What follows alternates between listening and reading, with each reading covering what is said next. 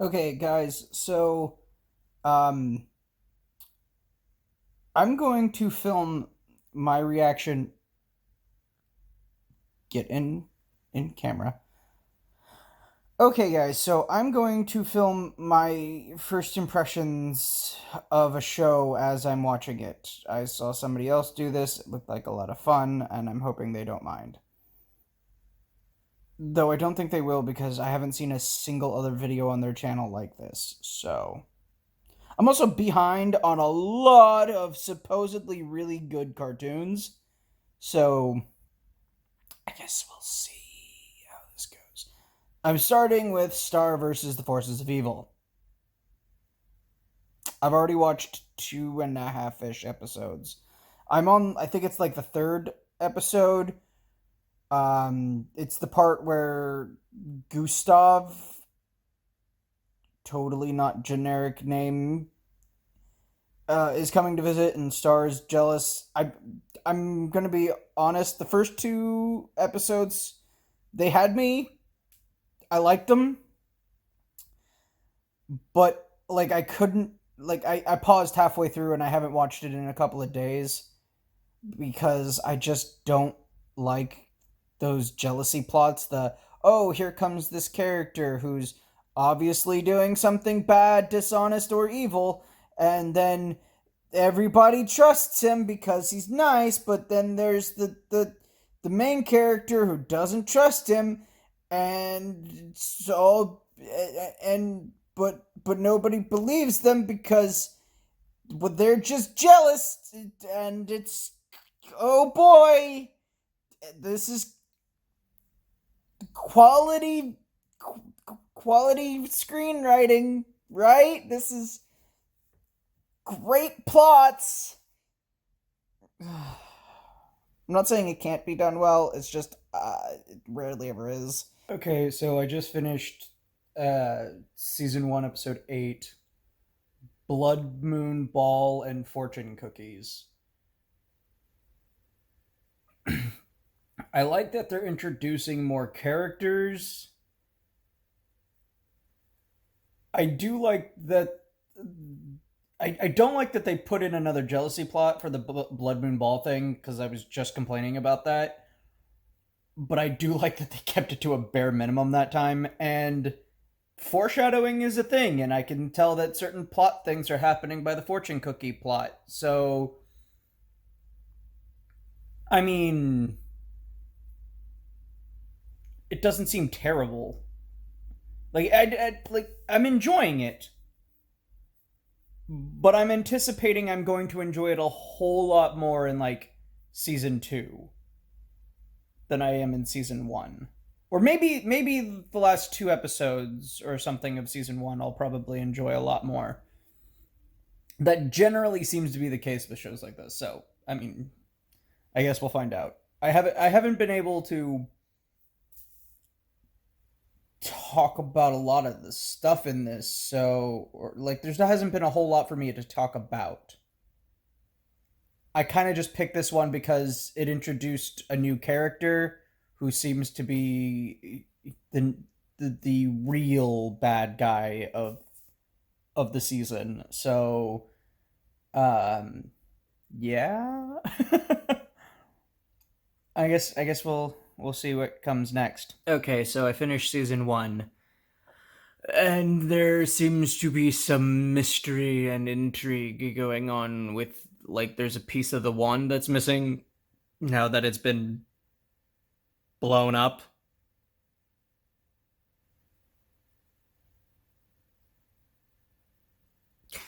Okay. Um, I'm interested in seeing what happens next. I'm not gonna lie. Uh, I guess we'll see. Okay, so season 2, episode 7,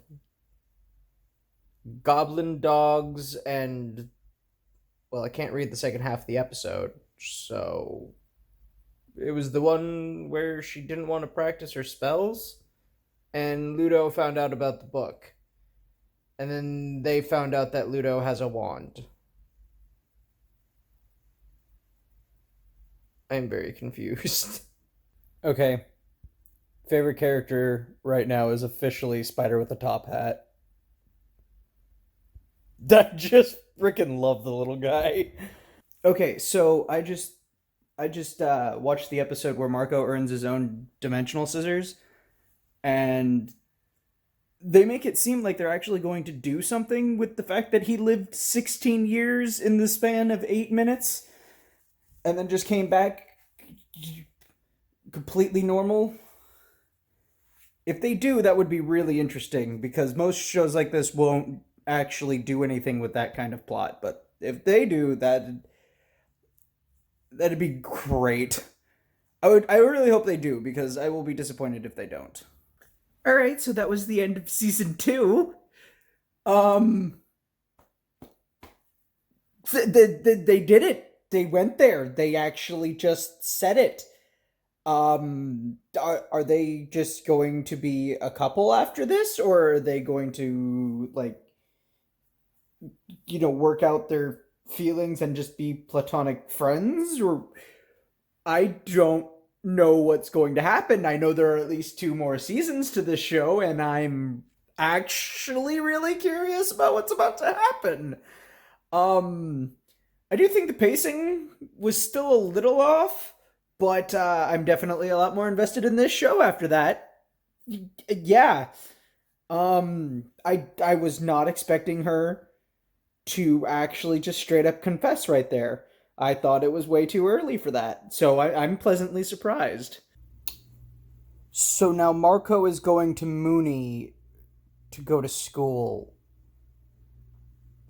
ish. Do they have school in Mooney? Okay.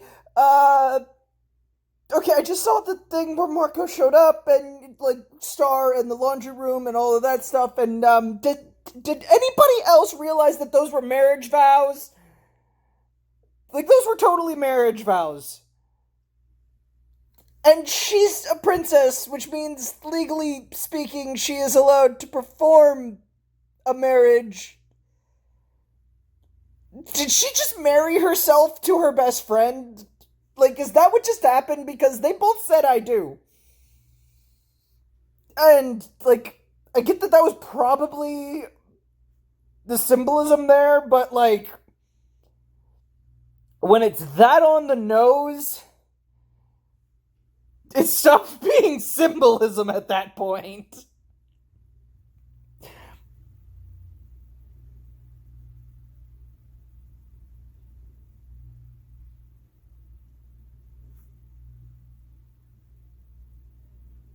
Yeah, I've gotten really into this show.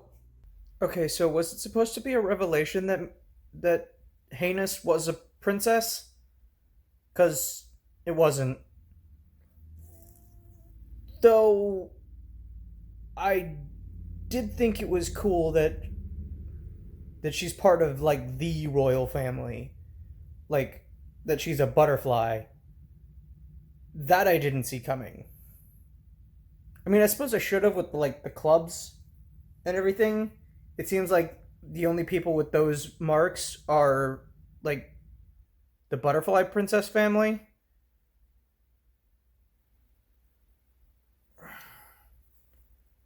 I just never made that connection before. I thought, like, it was just any princess could have that as long as they were, like, human and magical. Yeah, I probably should have thought that through better. They kissed. They kissed. They kissed. They kissed.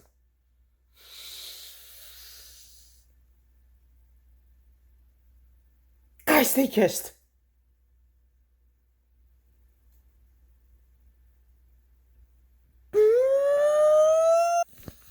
So that was the end of season 3, and Star gave away the wand.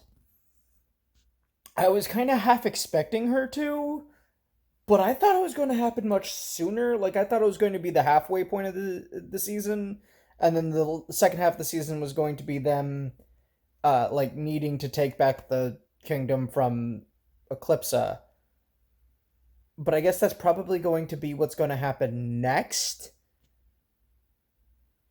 or maybe not. I was under the assumption Eclipsa was an evil character, or at least an antagonist, before I started watching this series. So I don't know what she is now,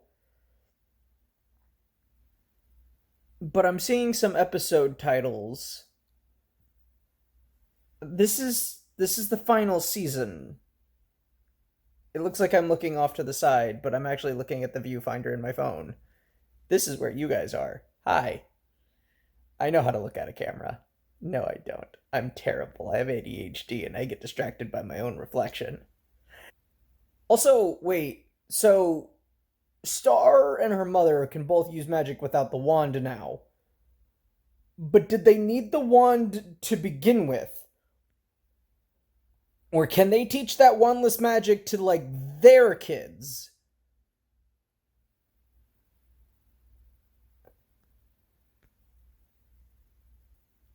Because that's something I would like to know.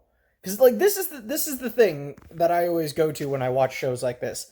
I always go to the lore. How does the magic system work? What are the mechanics? How does each individual thing work? That's basically why I tend to like hard magic systems better than soft magic systems. Don't get me wrong, soft magic systems can be good too, and they have their place. And this one is actually very good. I like the way this one is handled because they don't. It's internally consistent, but also incredibly vague. There have been like one or two times when I've sat there thinking, you have magic, you could just X.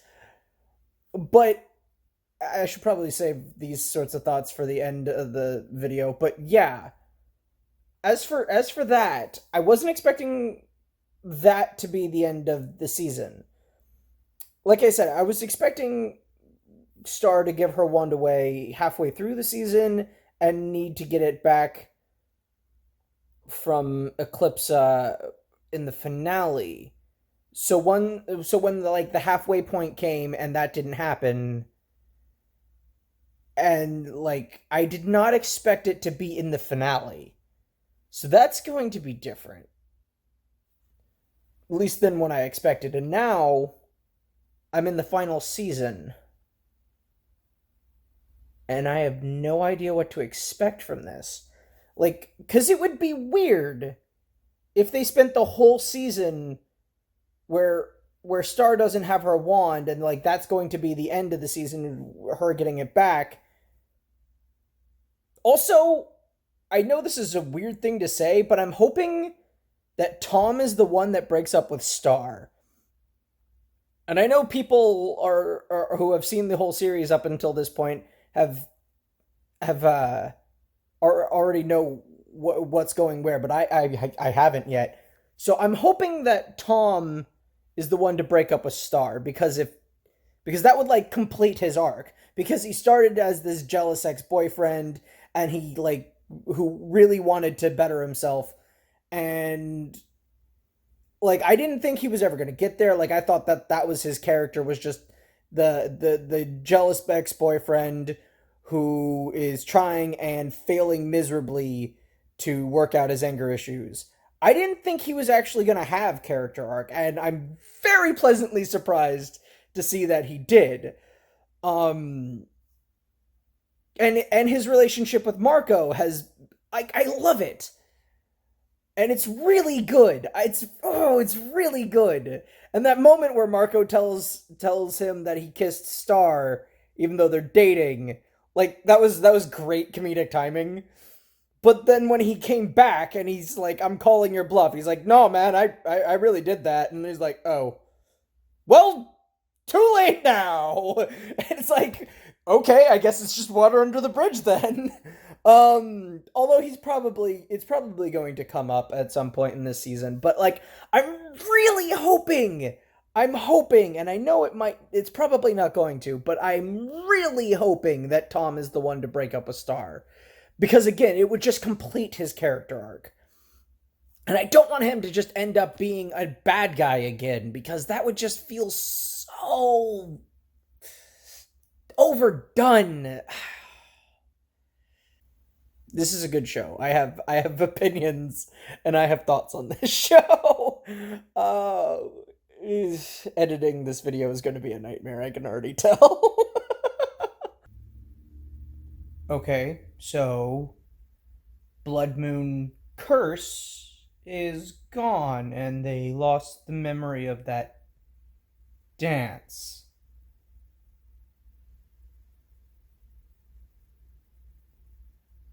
Um, but is okay. I'm getting kind of scared because I don't think there's a season 5, and I don't see them resolving that plot by the end of this season. Oh, please tell me they do. Please tell me they don't just leave that hanging. Please, please, please, please. I don't want a adventure continues ending or a vague ending. I just. Oh, please don't do what I think you're gonna do.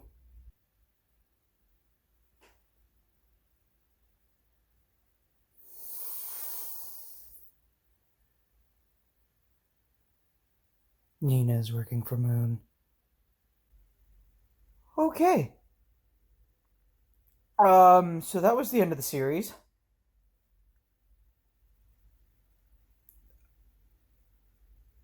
I'm not crying, you're crying. Um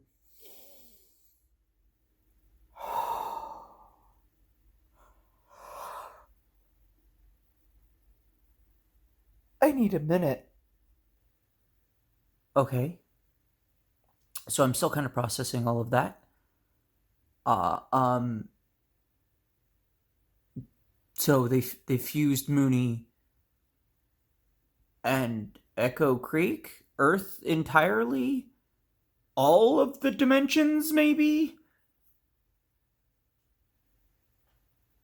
Also, why didn't the magic return Tom to the underworld? Isn't that his homeworld, or is the underworld part of Mooney?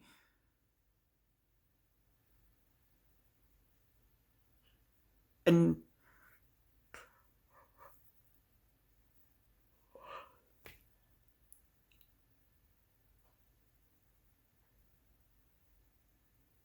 I have so many questions, but that was absolutely fantastic. I love that show. That was a great show.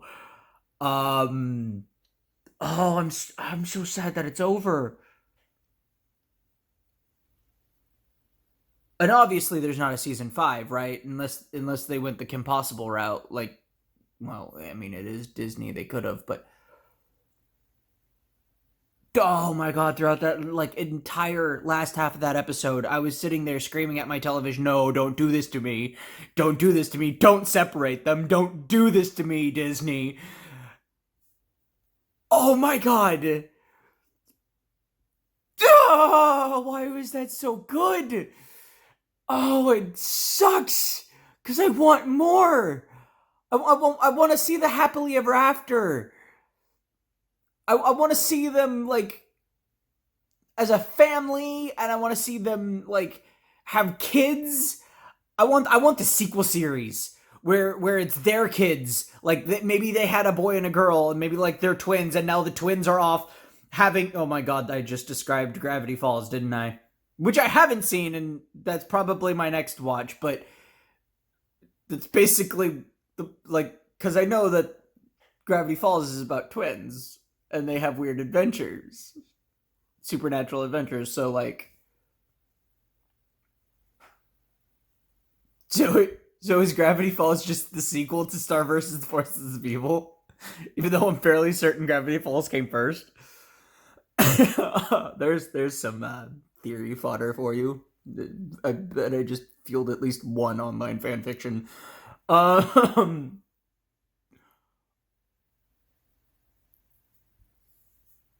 but in all seriousness, that was really good. That was really good. Like really, really good. I want more.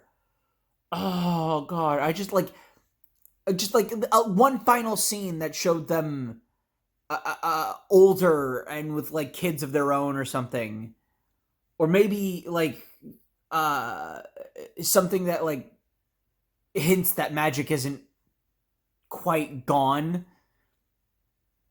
which I suppose would have taken away from from the whole point there at the end. But oh my god,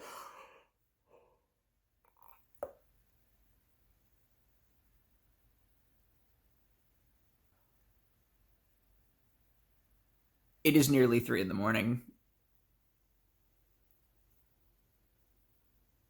I stayed up to 3 in the morning to finish out this series. Oh my god, it's so good. Why did no one ever tell me it was so good? Okay, so now that I've had a bit more time to compose all of my thoughts, here is my opinions of Star versus the Forces of Evil. There's no real script here, so please bear with me while I ramble.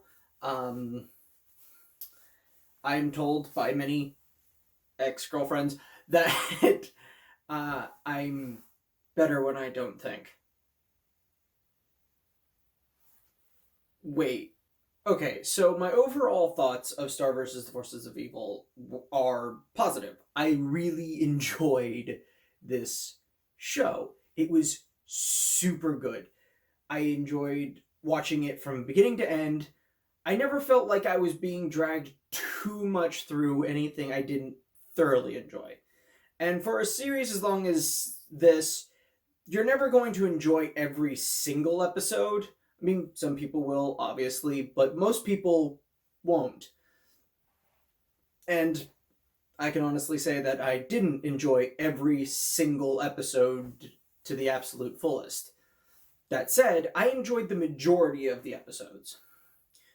The one or two episodes that I didn't really enjoy were the ones where I had seen the plot 100 times in every other cartoon show made for the same age group.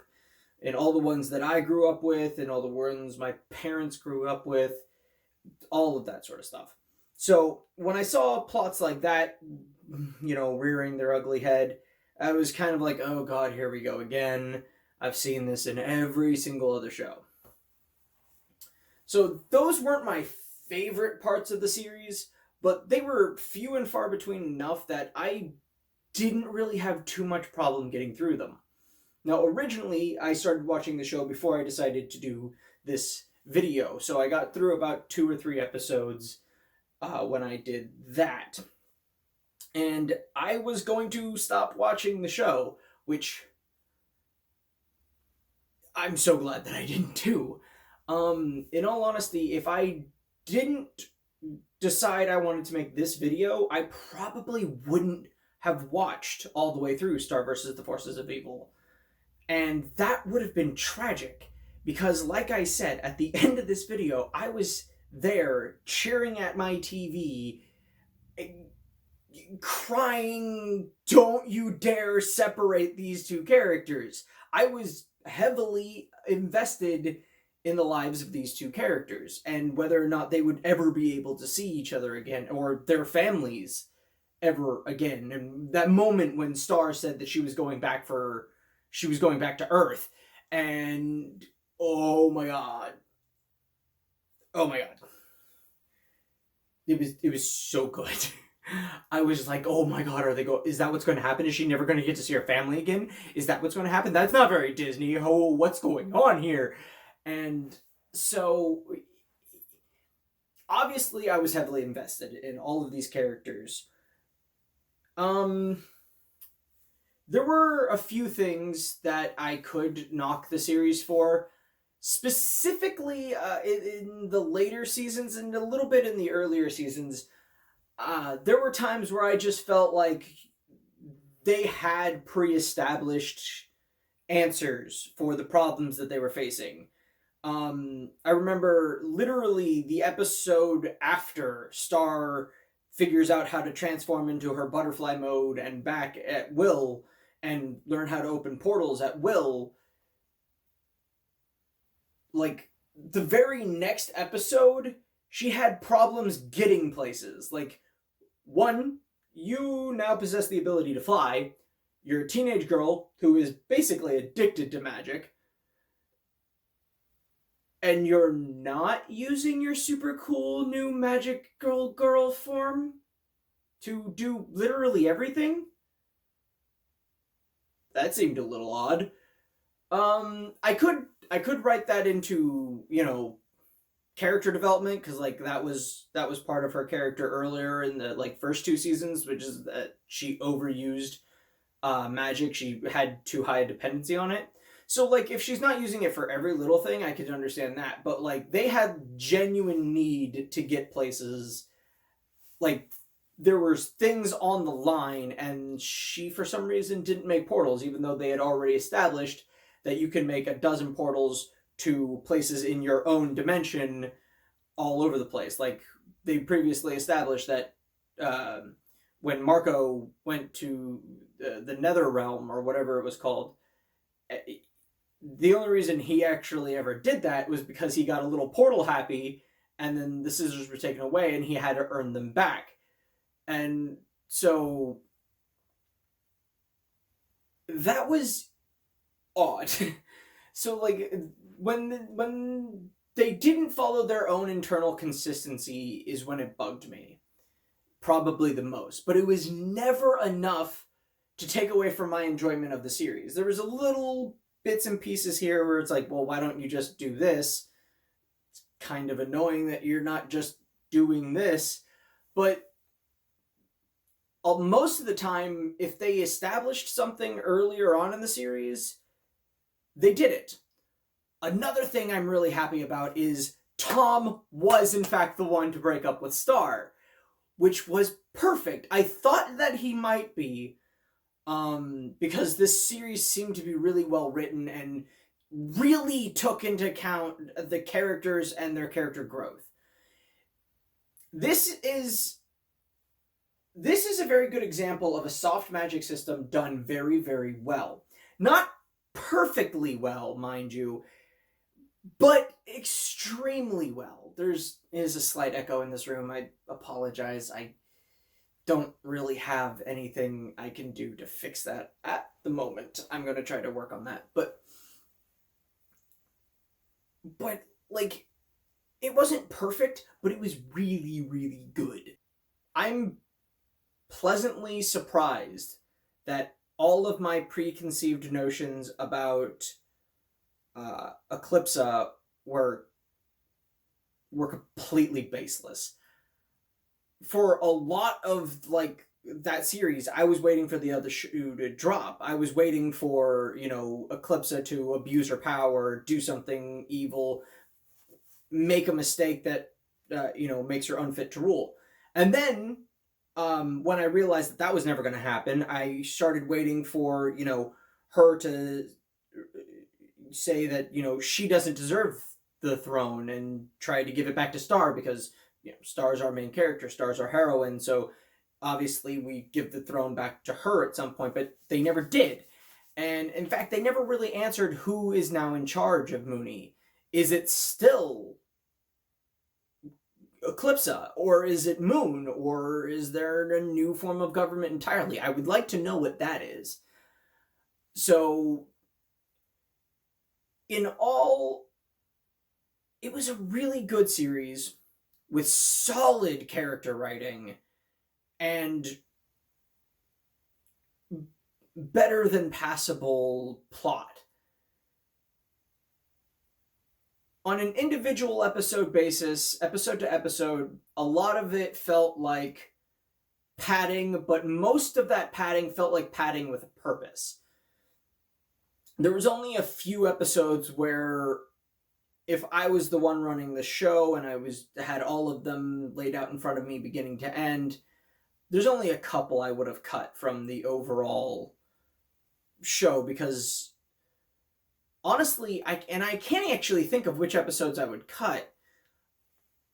Maybe some of the early ones, because they don't add anything to the series, but even then, so much of that early stuff came back in later seasons they made callbacks to all this old early stuff, even stuff that you thought they were going to forget about, like the Blood Moon Balls thing, and like, yeah, the Blood Moon kept popping up every once in a while whenever Star or Marco were like drifting away from each other,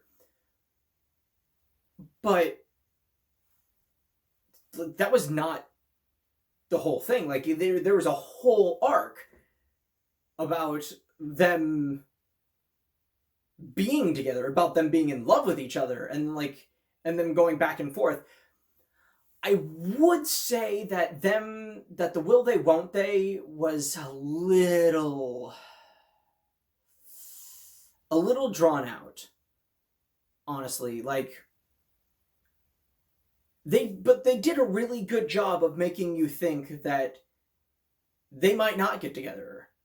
Like that's not where this show is going. Like I had the benefit of sort of foresight because I knew that the show had a finite window. But even so, there was still this point in the back of my head where I was constantly thinking, wait, they might not actually get together at the end of this. A lot of cartoons leave it ambiguous. And in fact, there's a good chance that Star does end up with Tom at the end. I am glad that Tom was the one to dump Star, because it is a complete reversal of his character, and it showed tremendous growth. Like, character development wise, Tom is probably my favorite character in the series. But honestly, they were all so well developed. Except Ponyhead. In all honesty, I'd have to say Ponyhead is probably my least favorite character in the series.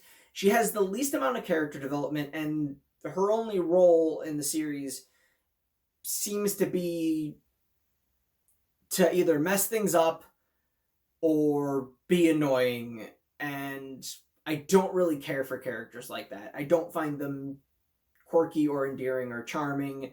I find them annoying and irksome, and they don't contribute anything to the plot. I don't have a problem with comic relief characters, it's just that is not what it felt like Ponyhead was.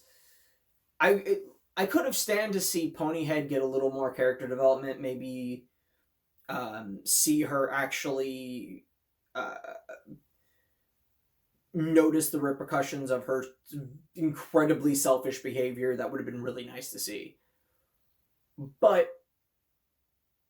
in all honesty, at the end of the day, it was a fantastic show. And I would strongly recommend watching it if you haven't already. It's a great show. If you haven't watched it, I'm sorry for all the spoilers. But it's a really, really good show. And just because it's the best note to end this video on, all of the music in this show fucking bops. Like, I enjoyed the opening theme, the ending themes, both of them, like, both the first and second ending themes were so good. Like, I just thoroughly enjoyed them. And, like, I just don't see that from a lot of cartoon shows, especially in the West. I mean, I'm a pretty big anime fan. Not sure you could tell. So, I'm used to getting really just banger openings for the shows I watch. But I'm not used to getting it from the media I get from the West, from Western cartoons and alike. But this show has a rocking soundtrack. I loved it. This is the first show in a long, long time, anime or otherwise, where I have watched every single episode, beginning to end, without skipping the opening. Seriously, every single episode of this show, I watched the full opening. Now, that's partially because it was very short and didn't overstay its welcome, but also because it was just fun to listen to. If it didn't have both of those things, I probably wouldn't have actually listen to it every single time. I would have skipped it. If it was too long, I would have skipped it. If it wasn't enjoyable enough, I would have skipped it. So that was a perfect combination. So yeah, those are basically my thoughts on Star versus the Forces of Evil. Alright, so if you enjoyed this video in any capacity, please consider hitting the like button, or even better yet, the subscribe button. And if you think anybody you know would like this sort of video, please share it on your social media of your choice. Hit the notification bell if you want to be notified when I make new videos. I am very bad at making them consistently, so that is pretty much the only way to actually get notified if I make videos. And if you want to see more videos like this, where I watch through an entire show and document my reactions to the show as I'm going through it, then let me know in the comments. Let me know what types of shows you want to see me watch. I have got Gravity Falls out there. I'm holding off on watching it until I get any sort of feedback on this video. So if you want to see me do a video like this to Gravity Falls, let me know. If you want to see me do a different show, let me know in the comments. I read all of them.